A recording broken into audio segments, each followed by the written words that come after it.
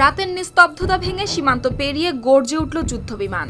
এরপর একে একে শোনা যায় বিস্ফোরণ আর সাইরেনের শব্দ। কয়েক ঘন্টার মধ্যেই অভিযোগ পাল্টা অভিযোগ ছাপিয়ে যায় পরিস্থিতি। পাকিস্তান কঠোর ভাষায় জানিয়ে দেয় এটি আর সীমান্ত উত্তেজনা নয়, একটি খোলামেলা যুদ্ধ।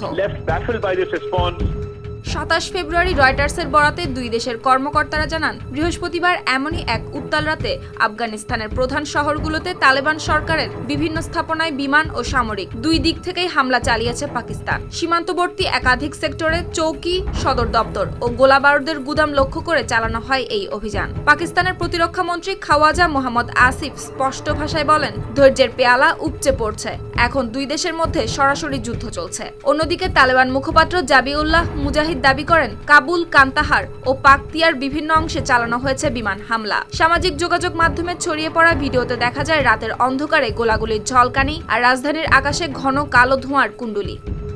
খরচ বাঁচে 65% পর্যন্ত। ওয়ালটন বিএলডিসি ফ্যান ছড়ায় স্বস্তির সবুজ হাওয়া। দুই পক্ষই বড় ধরনের ক্ষয়ক্ষতির কথা বলছে, তবে সংখ্যায় রয়েছে বিস্তর ফারাক। পাকিস্তান দাবি করেছে 133 তালেবান যোদ্ধা নিহত ও 2 শতাধিক আহত হয়েছে। ধ্বংস হয়েছে 27টি চৌকি, দখল করা হয়েছে আরো 9টি। পাল্টা হিসেবে তালেবান বলছে 55 পাকিস্তানি সৈন্য নিহত হয়েছে এবং 19টি চৌকি তাদের নিয়ন্ত্রণে এসেছে।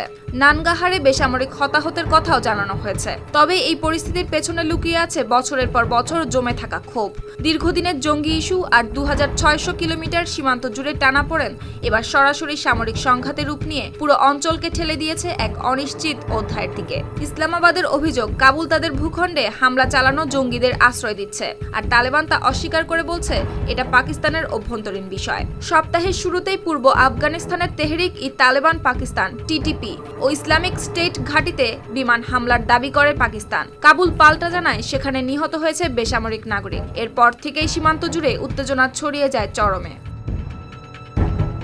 সুপ্তি রায়, RTV।